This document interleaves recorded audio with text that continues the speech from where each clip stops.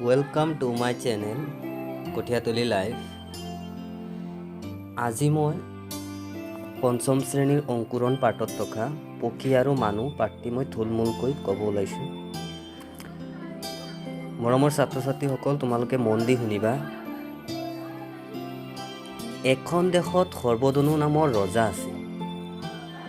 তেওঁ আছিল চিকাৰ প্ৰিয়। চৰাইৰ মাংস নহ'লে তেওঁ ভাতকে নাখাইছিল। তেওঁ সদায় ধনুকাঁড়েৰে কপৌ, শালিকা, বগলী আদি চৰাই বধ কৰিছিল। এদিন মধুকৰ নামৰ এজন যুৱকে ৰজা সৰ্বধনুক সেই কামৰ বাবে তিৰস্কাৰ কৰি ক'লে, মহাৰাজ, ভোজন তৃপ্তিৰ বাবে চৰাই মৰাটো আপোনাৰ উচিত হোৱা নাই। আপুনি বোধকৰো জানে যে পক্ষীকুল মানুহৰ বাবে অতি উপকাৰী। শালিকাৰ নিচিনা চৰাইবোৰেই পথাৰৰ শস্য নষ্ট কৰিব পৰা কীট পতংগবোৰ খাই খেতি বাতি ৰক্ষা কৰে। আচলতে চৰাইবোৰ আমাৰ পৰম বন্ধু। গতিকে প্ৰজাৰ মংগলৰ বাবে আপুনি চৰাই চিকাৰ কৰিবলৈ এৰি পেলাওক। যুৱকজনৰ কথা শুনি ৰজাৰ বৰ খং উঠিল। খঙৰ বমকত তেওঁ যুৱকজনক কোনোমতেহে নমৰাকৈ থাকে। ৰজাই কিন্তু চৰাই চিৰিকটি মাৰিবলৈ নেৰিলে। ফলত ৰাজ্যত পক্ষী নিধন কাৰ্য অব্যাহত থাকিল। সেইকাৰণে চৰাইবোৰেও ভয় খাই সেই ঠাই এৰি আন দেশলৈ গুচি গ'ল। দেশত চৰাই চিৰিকটিৰ সঁচ পাবলৈকে নোহোৱা হ'ল। মনৰ দুখত মধুকৰো এদিন দূৰণিৰ ৰাজ্য এখনলৈ গুচি গ'ল। সেই ৰাজ্যৰ ৰজাজনৰ সন্তান বুলিবলৈ আছিল মাত্ৰ একেজনী ছোৱালী। তাইৰ নাম আছিল মাধৱী। মধুকৰৰ সহজ আচৰণত ৰজা বৰ সন্তুষ্ট হ'ল।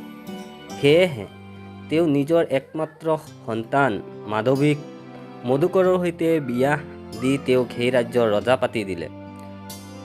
ইফালে সৰ্বধনু ৰাজ্যত চৰাইবোৰ নোহোৱা হোৱাৰ ফলত কীট পতংগৰ সংখ্যা বাঢ়িবলৈ ধৰিলে আৰু সেইবোৰে পথাৰৰ শস্য খাই শেষ কৰিলে। গছ গছনি, পাত লতা আদি সকলো শুকাই গ'ল। বৰষুণো একেবাৰে নোহোৱা হৈ গ'ল।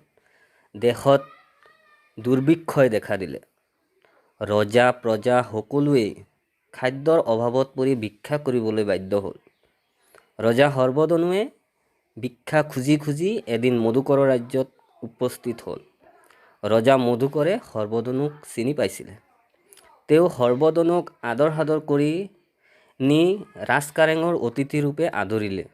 তাৰ পাছত মধুকৰে সৰ্বধনুৰ আগত তেওঁৰ নিজৰ পৰিচয় ব্যক্ত কৰি ক'লে, মহাৰাজ, মই মধুকৰ।